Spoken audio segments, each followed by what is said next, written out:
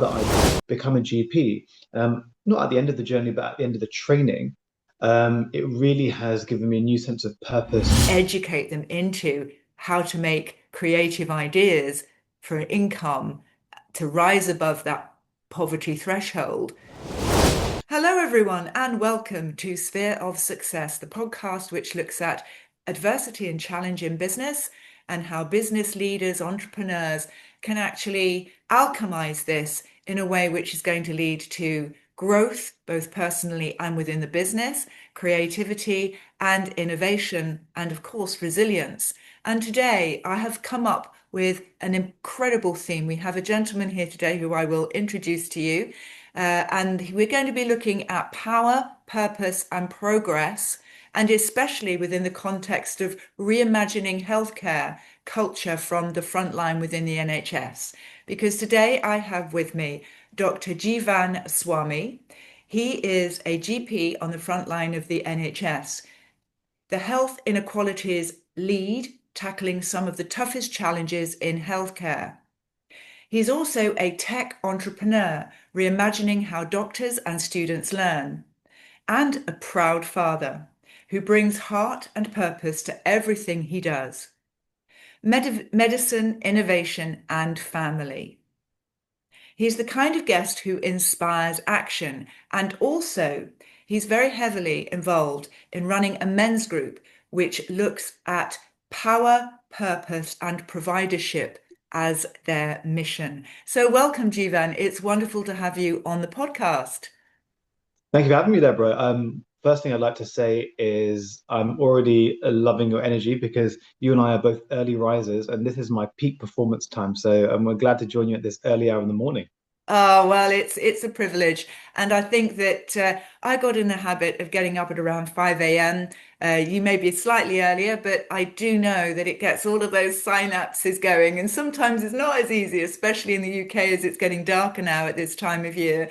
But it really does pay dividends for me anyway. So yeah, I can Absolutely. thank you very much. Absolutely. Great stuff. So, when we're looking at you now and thinking you're very relaxed, you're very cool, you come across really youthful and energetic, perhaps people might not necessarily think about that and being a GP, being in the healthcare industry. What drew you to that, and what was your mission to getting into this particular sector? So I think that my mission actually is quite interesting. So just a little bit about me, actually. My heritage, although I'm English, is my my mother is Sri Lankan Tamil. My father is South Indian. So in these parts of the world, as in many parts of the world, education is seen as the most important thing in one's life. And for many people from that part of the world, being a doctor is seen as the most kind of noble pursuit one can do because not only is it a career which you are going to be improving yourself all the time, but you're going to be in service of others, which is very closely aligned to the culture that I grew up in. So I'm not going to lie and say initially it was something that I really wanted to do. It was kind of maybe something that my parents really wanted for me. And if I grew up kind of in the noughties, and like at that time, we didn't come from any sort of affluence at all. So medicine is seen as a career, not only giving you that sense of purpose, but also giving you some sense of stability and economic stability, which is important because my parents were first generation immigrants to this country. So I think, and I think and whilst I was younger, I probably didn't appreciate that, but now that I'm older and I am a GP, I'm definitely reaping the rewards of that. So I'm eternally grateful to my parents who really, supported me and gave me all the tools to be successful and to do that. I think I kind of my journey in medicine has two parts. I think there was a getting into medical school, which is a very difficult thing within the UK, and I was very ambitious in doing that. And then when I got into medical school and I was doing training, maybe I had a bit of a lull where I didn't really appreciate what I was doing. But now that I've become a GP, not at the end of the journey, but at the end of the training, it really has given me a new sense of purpose because you just realize the incredible privilege of power you have to transform people's lives. And, I love the word that you use, alchemize people's lives. And I think that is when I think about my mission statement now, I see a lot of patients. I engage and tutor a lot of junior doctors and paramedics and physicians associates and lots of people within the healthcare space. My purpose really is to, with every engagement I have with somebody, is to give them something of value. And often that's not medicine. And I tell people that there's no pill that's going to solve life. Let me tell you that. That's the truth, right? What's going to change your life is some of the other more abstract things which are harder to communicate, things like purpose, things like perspective, things like having a vision of what you want for your life, things like social connection as well. So my mission statement really is to transform as many lives as I can. I sound like a bit of a cult leader, but that's really my mission statement because I think that that's kind of comes from my own culture of my parents, the culture that I grew up in Britain in the noughties, and also my career as well. So that all of those things synthesized together has given me that sense of purpose to help people. And that's very inspiring for people because it just proves to you that you don't have to have a lineage in the field already to actually take advantage of something where you've worked incredibly hard. I mean, let's not take anything away from you. You've sacrificed perhaps going out with your friends and partying, etc., whatever you preferred with hobbies. You've sat down, and I know this came from your parents, but you had to be the one to fulfill this. You've embraced it. You've absolutely unlocked for you your purpose, which, having found my purpose rather late in life, I can say is transformational. So congratulations, you're younger than me. You're on the journey a lot sooner, which is fabulous. And you've also mentioned in the service of others. And that to me was something that really did change my life around when I realized that it wasn't just about me accumulating the trappings of wealth and materialism, although there's nothing wrong with being abundant and have money. I think that's fantastic, but in the service of others. And bringing this now into the wider context within the NHS and the culture within the NHS, and it's like, my goodness me, this is a big nut to crack. What can you bring as one individual to help people know that what we do personally can actually make a difference? It's a great question. And I think one of the things I would say is that um, the NHS is a monolith. It's a huge organization, right? I think it's like the fourth or fifth largest employer in the world. So it's a crazy institution, but a beautiful one. And I very proudly stand for what it stands for. A really beautiful idea. It's got its problems though. And one of the most important things that I think about a lot, because I'm also the inequality lead for my area. Today, I'm actually presenting the idea that I want to pilot in our area, is that you need good leadership. And good leadership comes in, firstly, having that vision of what you would like. And it comes back to that central idea that you've just discussed, and which I think is I believe in a lot, is the service of other people. Now, if you look at human beings, um, I'm also like deeply, I think, a biologist at heart. And if you look at human beings, we are a tribal species, right? So when we see people who do not look like us or who are not in part of our in group, we get a bit spooked. But at the same time, if you can cognitively widen your horizon to include all people, you realize that we're all part of the same ecosystem.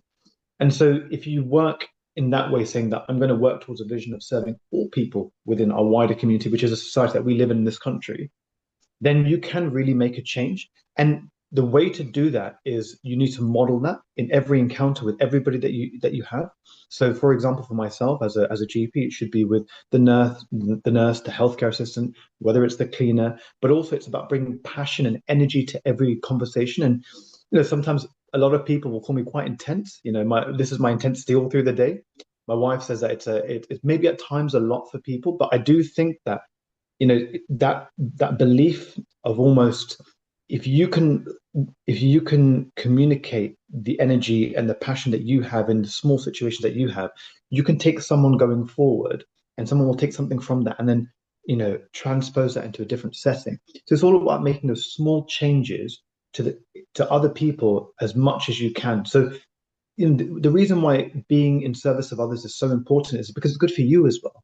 You feel engaged in the moment, you feel happy, you feel good, you feel alive, you feel like you're doing something worthwhile. And like you say, again, whilst I have no problems with accruing wealth, and of course that's one of my objectives as well. Let me not lie to you.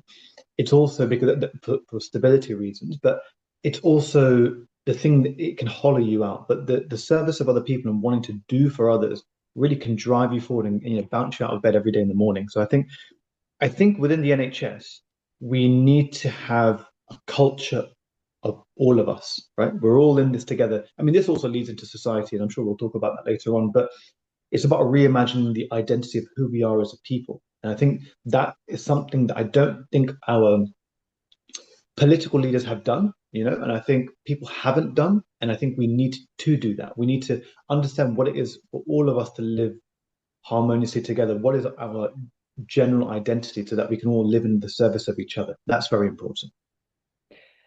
From what you're saying, bringing everybody together, as you said, in the fourth or fifth largest organization in the world, now that's some going when perhaps it has had a fragmented aspect going forward, especially, and you're a tech entrepreneur as well, and I'd like to delve into this, is how is technology and your technology specifically actually helping bring that cohesion of such a large organization and often fragmented together into this area of culture and learning?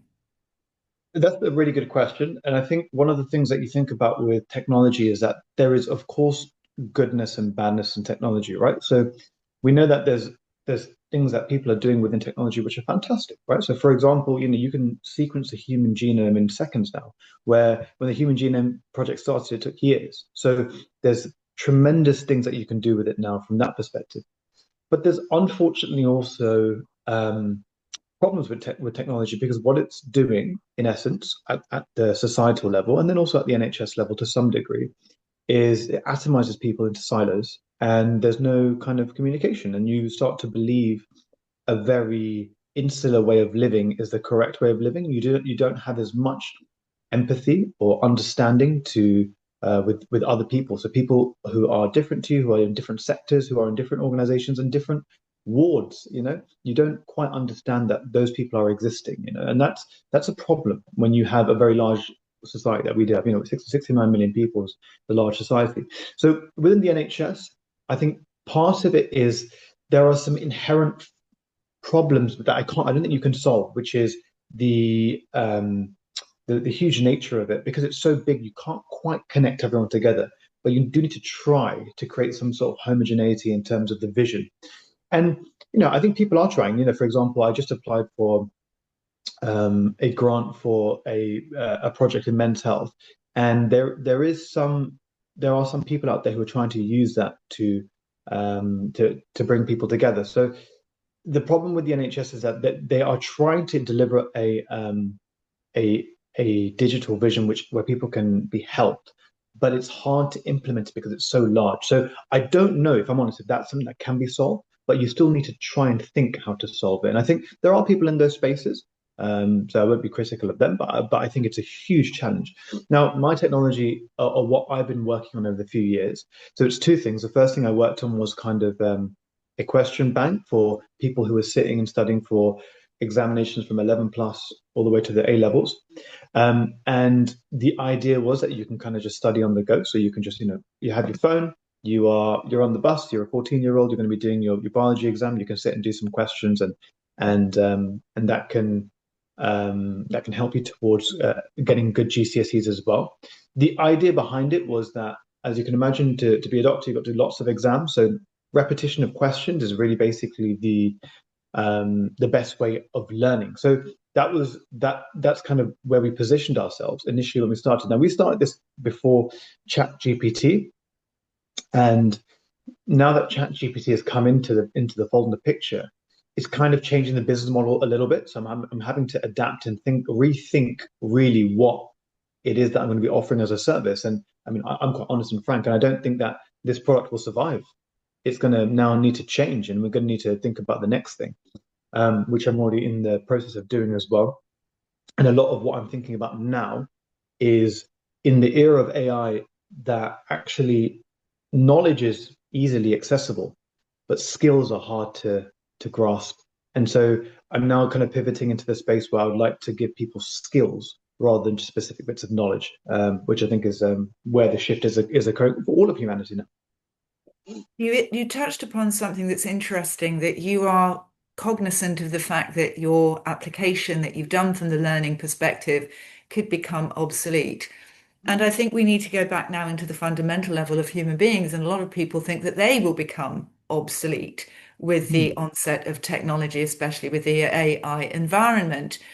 Within the NHS, you see all sorts of different people, but from your experience, without putting you too much on the spot, but as a general practitioner in medicine, what are you seeing as a result of the effects of people's concerns about what is technology going to do from their likelihood of being able to earn an income and keep mm. themselves afloat for the next 10, 15, 20 years? It's a really fascinating question. Um, there's this idea of, see, with technology, what does technology do? It automates things, right? So it makes things simpler for you to do. So before you may have needed a receptionist to answer phone calls. Now there's technology which can do that and triage people into the appropriate places. So it automates things. And I have two positions on this, as I always do. I kind of oscillate a little bit. I think the first thing is that when I speak to people, there's lots of people who have lots of fears about technology, and I completely understand them because they think that the technology will, supersede and substitute them and replace them. And this is a horrible idea, right? The horrible notion that you are not somebody of value or you cannot bring value to a situation. And that is a very difficult situation. So I see that a lot with some of my patients who are, it's actually interesting, a lot of white collar people who are facing those problems. Your journalists, your people who are analysts, because a lot of these things can be done. Whereas the traditional kind of your plumbers, your gas engineers, those people are not going to be replaced because, these are jobs that AI really cannot do right now. I've got a leak right now in the corner of my kitchen. No AI can come and solve that, and the plumber's coming around tomorrow to sort that out. So it's quite kind of interesting how it's flipped. What has been valued in society in a different way. Very fascinating, especially as a new parent. I'm thinking, well, what do I want my child to go and do? So I think there's a lot of fears from that perspective. But sorry, I digress a little bit. But coming back to the initial point, so there's been this idea for a long period of time that once everything is automated, human beings will be free, and we will live in the post-work world as, happily skipping through the utopia and all this type of stuff. But actually, we all know that struggle and work is needed to anchor ourselves and create some level of value, right? So in a time where everything is now moving towards automation, how do you create that value? Well, you kind of have to create that value for yourself. You have to think to yourself, how am I going to create the value? So a lot of my patients are now saying it drives a lot of the anxiety. It drives a lot of the depression as well. But children as well, I think it's an absolute minefield. Like, children are very different now to how I was when I was growing up and probably how you are when you're growing up. I don't think they're living a life which is as rich and as meaningful because of technology. So within the NHS, I'm seeing it like you can see the societal shift, and you can see the kind of potential problems of technology where people are losing value and purpose, and so it's about reimagining value and purpose. But I do think that technology can be something that can help people, but we need to kind of make people comfortable with that. There was a couple of years ago, I applied for a director role with health innovation, and in preparation for that, I was reading a McKinsey paper, and they talked about how, I use the word substitute and supersede, and that's the fears that we have. And actually, we need to actually help people understand that technology can support you in what you do. Like when the Industrial Revolution happened, there was no podcasters, right? There was no other jobs. People were all just plowing the fields. And so there was huge fears that, well, what are we all going to do? But there was an evolution which occurred, and there was a struggle there as well. What I think right now is, as that evolution happens through humanity, we need to think about how we can give people meaning and purpose and how to do that. Now, so I know I talk quite a lot without letting you get in the word in. And I think the thing is, it's also, I have to be cognizant of who I am, right? I'm very lucky and fortunate. I've been very fortunate to be educated, to give opportunity, to be given privilege, right? But there's lots of people in my position lots of people who have not been given that as well. So, a lot of those people, how do we support them? Because now we know that there is a huge chasm that's growing in inequality. So how do we get people who don't have access to higher education, don't have access to digital resources, don't have access to skills? to get some of the skills that they can do to evolve with the technology and not be left behind. That's really important. It's really, the sci-fi writers of yesteryear have been predicting this for a long time. But how do we help those people without being condescending, without being patronizing? By really being collaborative with them. That's one of the reasons why I went to inequality as well. This is so, so important. And one of the things that I know is that I'm here to give a voice to people and a platform to share that view and amplify their message. And I'm also there to create and help people to create an abundant platform via YouTube and by podcasting. And it's quite surprising to think how many people have access within our devices to those mobile phones that I remember the day when there were no mobile phones and people go, oh my gosh, because yes, I am that dinosaur. But now there's so much that you can do off a mobile phone. You can actually start to create an income from your mobile phone anywhere in the world. And I see that if more people have access to that type of technology, as you say, in emerging economies, in third world economies, if you can get access to this type of device, the opportunity then is to level up the playing field moving forward, and Mm, that your insight, your knowledge, your skills, etc., can be transmuted into this internet platform of where you can derive an income and therefore elevate yourself and your family out of poverty, which I mm, think can be an absolute game changer. So bring on AI in that perspective because it can really elevate and level up the playing field across the world and have influence through communities that perhaps would never have access to this type of thing. And it's trying to make, as you say, this available to the vast majority of the population and educate them into how to make creative ideas for income to rise above that poverty threshold to actually have abundance and create that within their environments. And I think that's an amazing concept that you're buying into. I am as well. And I think there's a lot more people like us out there who are thinking similarly.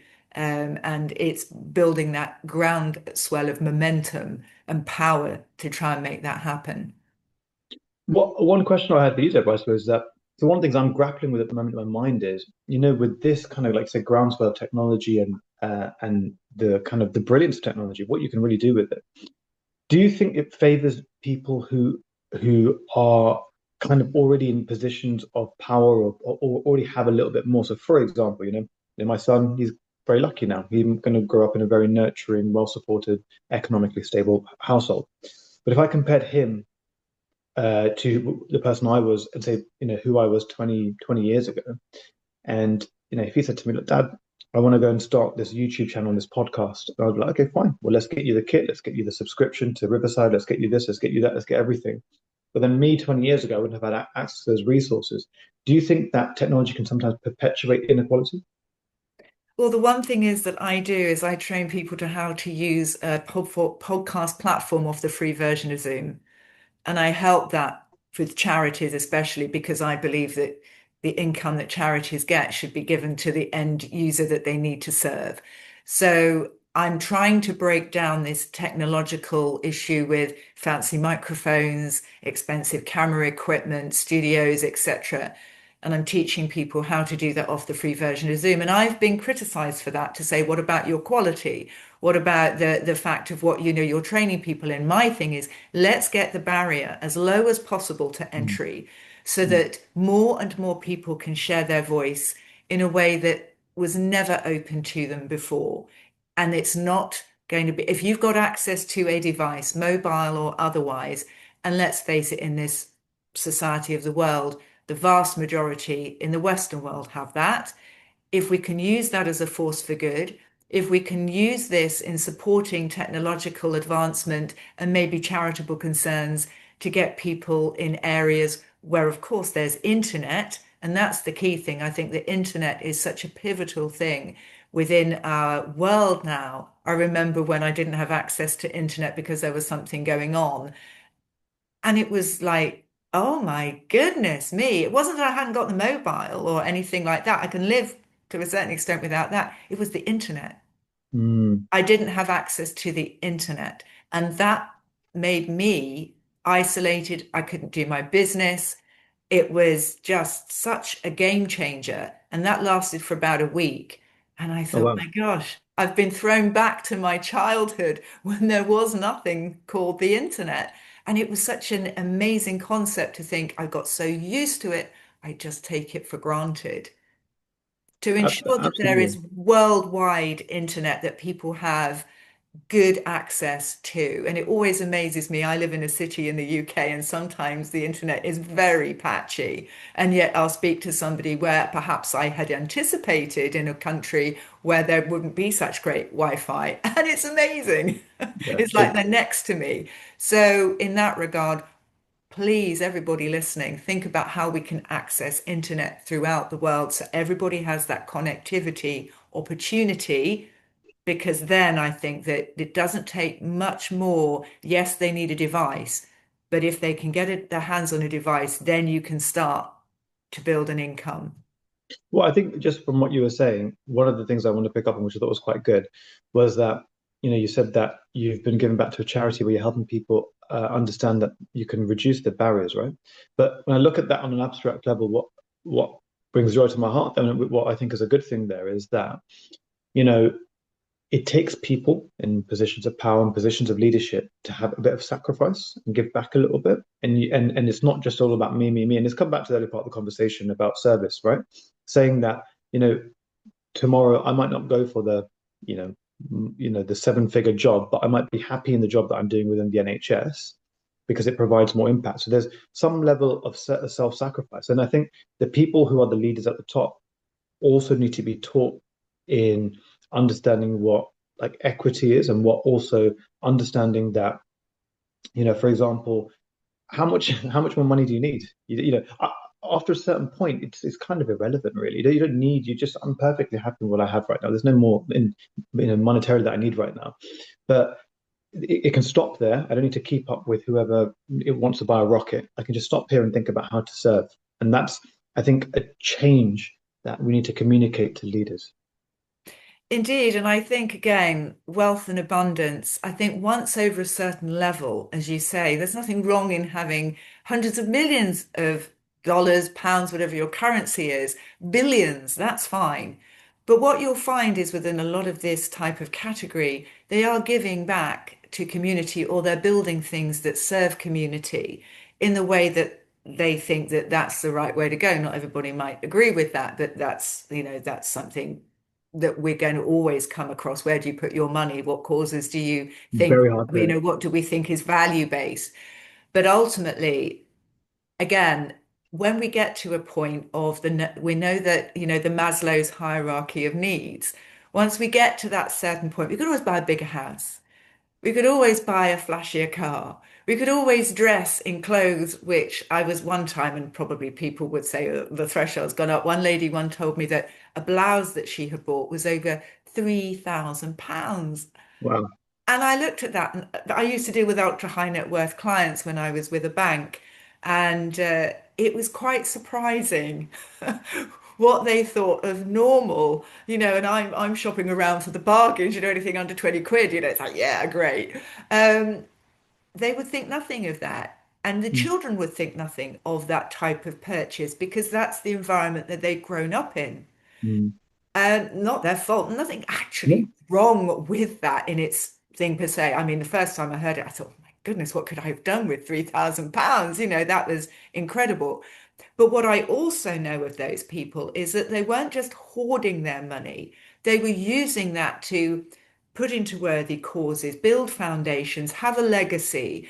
Often education in their area was something that they, especially as you say, if they were coming from countries in where you grow up in that part of the world, is that they knew the importance of education, medical, healthcare, the basics to make sure that their communities were able to rise above the poverty standard and to start to help them to thrive.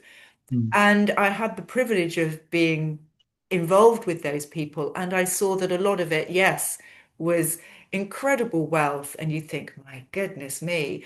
But within most of those families, they did have foundations. They were working Amazing. for more of a common good. I'm not saying everybody does that, but a lot of people do that, but they don't necessarily shout about it. Well, that's an interesting point, and I think that's again something that we need to be very cognizant of as well, right? You can't blame somebody who's been given all the advantage in life, and you got to also commend the people who've come before who made that happen for them. I always think it is an important aspect of it. But no, you're definitely right. Some of my family, who my dad's siblings have moved to the States, have become very, very, very wealthy, and one of my dad's older sister is a psychiatrist in the States, and the husband is also a doctor. And in the States, you get paid a lot of money for being a doctor. But they've gone back to India and they've created a school in the state that they're from in India, and the school takes people who cannot afford schooling in India from the age of 3 to 4, and now they're getting the first people into medical school, which is, I mean, just it's a phenomenal thing to think that they're doing that for 20, 30, nearly 100 people now. So you're right, and I mean they're not the type of people who shout about this at all, and that's something to be, I think, cognizant of as well. So yeah, no, definitely it's very interesting. And that leads us nicely into your leaders within inequality within the NHS.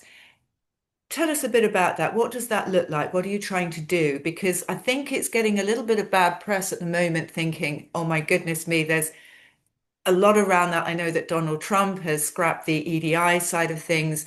And I think when we're talking about culture, I think that this is personally where all of this sits within the culture Mm. of the organization or the culture of the society.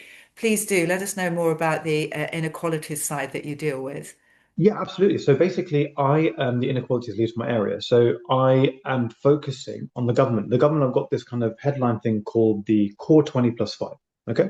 So the Core 20 plus 5 is looking at the 20% of the poorest people in our society, and they're looking at 5 outcomes that we can get them into. So one of them is hypertension or high blood pressure, so early detection. A lot of people don't know that high blood pressure, it doesn't cause any symptoms, but in the long run, it can lead to heart disease, and it can lead to kidney disease, and it can lead to earlier death. So that's something that we're trying to get onto, first thing. The second thing is early cancer diagnosis. So, instead of getting people at your stage 3, stage 4, get them earlier in at your stage 1, stage 2, and try and get a better outcome for them. The serious mental illnesses as well, making sure that they're getting, with serious mental illnesses, often people get labeled as having we call it SMI, an SMI, but the physical health gets neglected. So making sure that we're keeping on top of those outcomes as well. Maternity health as well, making sure maternity health in certain groups, especially Black and Asian groups, is improving because they often have much worse outcomes compared to white groups. And the last one, I forget the last one because I'm not doing it, but there's 5, right? I've now focusing on early cancer diagnosis. So I'm focusing specifically on prostate health. So men's health. I've actually just submitted a grant proposal, like I was saying earlier on, and what I'm looking to see if I can get people to be diagnosed with prostate cancer earlier, right? Now, historically, I mean, there's a big thing in the news, right? Because of Chris Hoy, been diagnosed with prostate cancer, and it's terrible, right? It's a disease historically that people think that people or men die with, not die from. But actually, that's probably the wrong way of conceptualizing it. It also can cause early death, but it also can affect your life quite significantly, with the symptoms and the problems that emerge from it. So thinking about that, what I've kind of the vision that I've set out, and from the grant proposal that I put in, is something called the men's MOT. And the men's MOT looks at the headline banner is men's MOT, body, bedroom, brain. So the body is looking at the physical health, the prostate health. The bedroom is looking at sexual health, which is very important, and brain is looking at mental health as well. So I'm looking to kind of deliver that as a project. Now in London, they have something called the man with the van, and they come around and they can do the prostate screening for you through the simple test called the PSA. So I'm looking to see if I can do that in my local, my patch as well, in kind of West Birmingham in the Black Country, and getting into communities and men's groups who wouldn't come to the GP and talk about this. I mean, a lot of my male patients, they come and they've been nagged by their wife, they've been pushed by somebody else, and they leave it right to the last minute. So it's kind of getting to them earlier or going to them rather than waiting for them to come to you. So we know, for example, that certain groups, especially black men, have much worse outcomes with prostate cancer. So it's really about kind of going to them and saying, hey guys, listen, I'm Dr. Swamy. This is what I look like. Let's just have a chat. Let's see if we can get you tested. Let's do a few bits for you as well.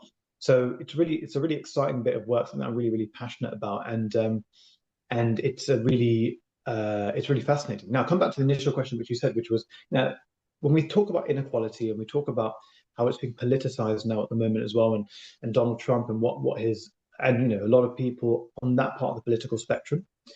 I think what we have to acknowledge firstly, and I think this is the big problem that's not being acknowledged by people on the left, which I always thought I was on the left, but I think I'm more in the center. But I think what people don't do, what they don't acknowledge is that we have lots of groups, right? And we have finite resources. Now, if I'm the arbitrator, the political leader, and I say, well, I'm going to give everything to this group, and you don't really talk about this group, well, this group's going to get annoyed.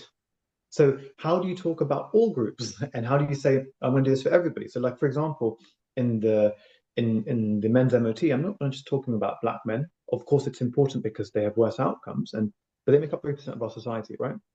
Asian men make up 8% of our society, and then you have Far Eastern men. I'm not sure what percentage they make up, but there's 80% of which are white men. And my focus more with white men is what working class white men, because they also have pretty bad outcomes as well. So it's about talking about that as well. So it's about not being scared to talk about these things and these labels and say, look, I think that there's also been a disservice to certain groups in society. Like as much as been a disservice to Asian people and black people, I think there's been a huge disservice to working class and white people in this country. That's a big thing that I don't think we talk about. We just sweep under the carpet and we don't really address. And I think we have to acknowledge that as well. We have to acknowledge that, stop having this conversation saying, look, we're gonna try and serve all people and not just focus on specific groups, because that's what leads to anger and resentment and those kind of negative things, which we don't want. We want to live in a society where people feel like they're cared for. That's very important. To be seen, to be heard, to be valued for the unique individuals that we all are. And that's Absolutely. everybody. That's 100% of the human race. To be seen, to be Exactly. heard, and to be valued. And when we're seen, heard, and valued, we feel a part of something. And if we can see, hear, and value others in that way, then we've got a very strong movement as the human race. I do believe that actually we can, even if that person offends us of what we see or what we hear, we still need to understand that they have a voice wherever it's come from. And this whole idea about education, I think, is amazing to give people the opportunity to make up their own minds, to be able to put things in front of people, to educate them in different scenarios, and so that people can not just rely on generational of thought process, but also think, right, I'm thinking this way. This is something that feels Mm. right for me. This is where my values are. And I think when you have values and purpose, that takes a lot of the negativity away because you know that you're striving for something more than yourself. And Absolutely. that's what's happened in my life. Whereas perhaps I've thought in a blinkered way, I've now opened that up. And as you say, I've cognitively opened the reach of my mind because I'm thinking, how can I help people with this purpose? How can I bring everybody in? How can I make sure that more people benefit? And that's irrespective of any category that you might be putting people in or they'd put themselves in. And so then it's much more magnanimous from that Absolutely. perspective and much more fulfilling. I mean, it just is amazing from my point of view. To do this every day, it's far too much fun to be work. I mean, it's just great. I'd agree with you. If I was having this type of I do it with a lot of patients, but this is very fun. And one thing, I think that you said, which is very important, is again, like, so let's look at someone like me, right? So, my parents are from South Asia, but I've been born and brought up here. I feel very English in who I am, but I have a deep love for my roots and my heritage, right? When you talk about values, so my values, some of it comes from South Asia, some of it comes from Britain. The idea of kind of pluralism, the idea of like having a conversation where you're not just born into the caste or creed that you're born into. Like these are British values, and I think we should also champion those values and say, look, this is great. That this is great. That this is also a value that we're trying to that people are trying to achieve. So I think it's kind of carefully managing that balance of saying there are, of course, different aspects of us which are different, but there's a lot of us which is there's a huge commonality. And I mean, on a scientific level, I take umbrage with the idea of race. It doesn't exist, right? We're all part of the same species. If you look at our genetic makeup, it's very, very similar. the differences that are magnified by the color of our skin is minute, and it's not enough to separate us out. We're all part of the same species, and I think people can use these things for kind of nefarious and malicious intentions for their own self-perpetuation, rather than saying we're just all one race. And so, come back to the early part of the conversation, what I was saying with you is that you have to imagine. I have to imagine someone like you. Like when I see a patient, when I see a black patient, I see a white patient, I see a Chinese patient. I got to imagine that person is part of my, the wider society that I'm in. I can't be like, oh, that person's different from me. I'm like, no. You got to say this is someone who I need to serve because they're part of our wider family. That's very important. That pluralism is important. Yeah, and then people lose that, and it's a careful thing to manage the nuance of, I'm very proud to be Tamil, right, which is a ancient tradition, but I'm also really proud to be English. How do I manage this in my mind? And some of it is at loggerheads, and I have to accept that as well. And there's some parts of it where I'm gonna have to discard this or discard this, but I have to figure that out for myself. So coming back to what you're saying, and what we're talking about is teaching people their skills. Well, now we're saying, you can learn about photosynthesis in the blink of an eye through ChatGPT, but how do you teach people civility or pluralism? That's the skill. That's going to take time, and it takes a lot of thought. It's not a simple thing. And these thoughts, etc., will be with us until the day that we're not here anymore. And so be it, because actually, you know what? Life's the journey, it's not the destination. And as I say, the more that we can open our minds to bigger things and see ourselves as a part of that and others as a part of it, I don't know. I just feel that this is a right thing for me to feel, and I feel very blessed in having had the doors opened for me to be able to experience that. So absolutely, I agree with what you're saying. And that leads me now, because we're coming up towards the end of the show, but I would like you to mention, you've mentioned men's health in the way in which you're helping with the project, the 20 and 5.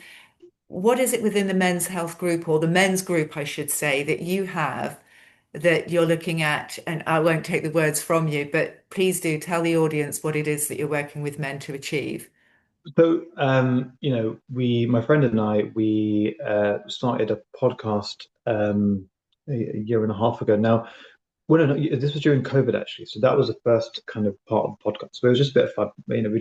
He's a doctor as well. And we would just sit and talk about the challenges and experience of being a doctor. That did okay, and then we kind of just put it on the back burner because we were doing medical training, which is intense. And then we wanted to reboot the podcast, and it was called Successful Brown Men, and we've not managed to get it out there just yet, just because life, and as you can imagine, I've got my fingers in lots of pies. But through that, we kind of wanted to have the aim of creating like groups or for men to come together and like discuss some of these issues, which is what is the three pillars of what we were talking about is power, purpose, and providership. And I think these things are important for men. I think at the heart of the masculine existence for a lot of people is you want to be a provider for your family. You want to gain power in the world, and I think it's all about reframing that as a positive thing. And you need to have purpose. And I think now, because as I mentioned earlier on, society is atomized. The purpose that people have is not in the grand narratives of like huge religion or culture. It's kind of a bit more insular, and I think it's about helping people relate their specific purpose to the wider purpose of the world.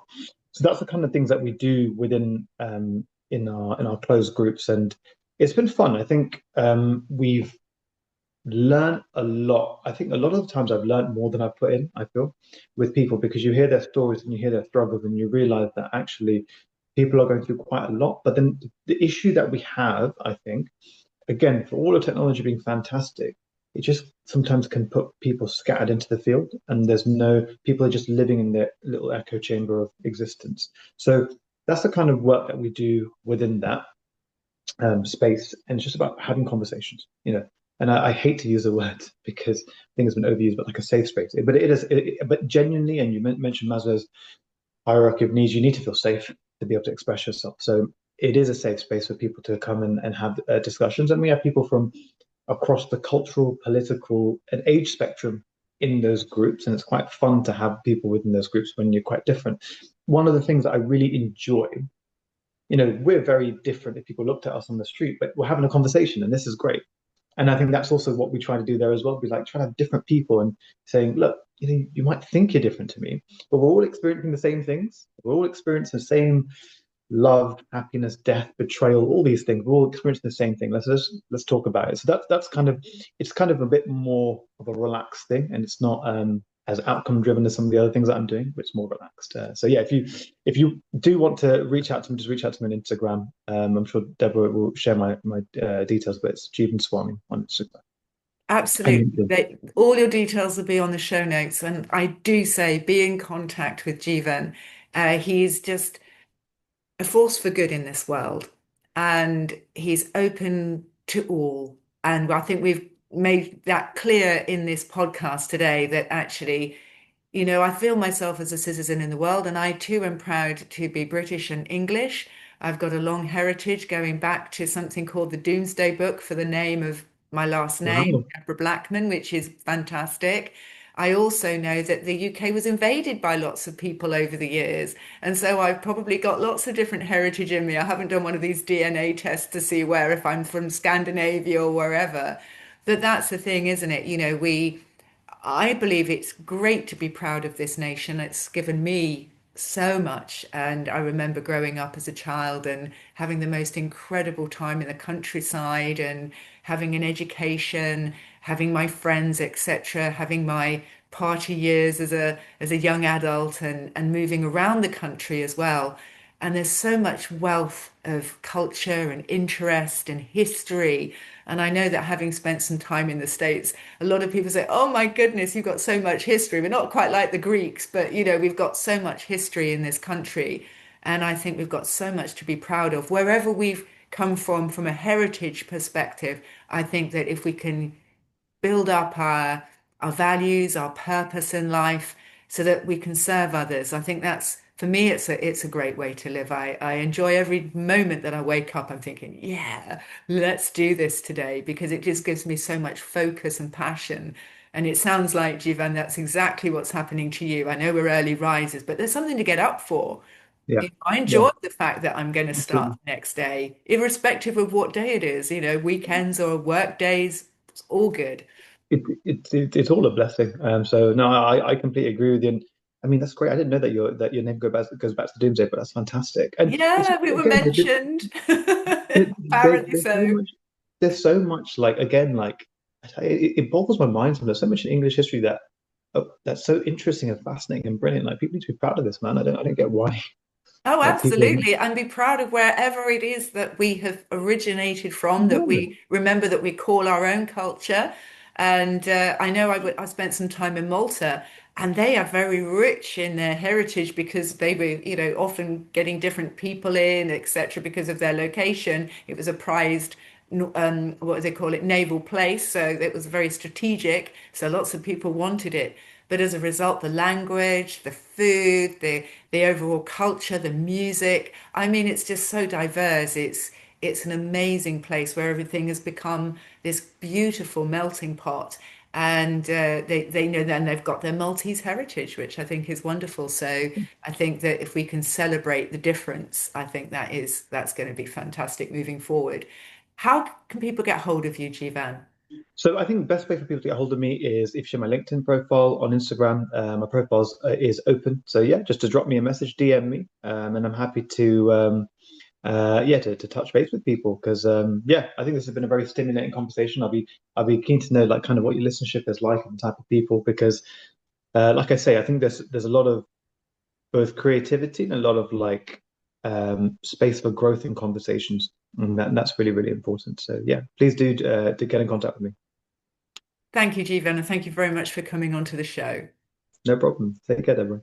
You too. And everybody listening, thank you. And watching, thank you so much. Without that, we wouldn't be able to do it. So I do appreciate your wonderful support. Do like, comment, share, and subscribe because that gets us into more places where we can make a difference. And that's what we're all about. So until next time, be successful, and we'll see you all again very soon. Bye bye now.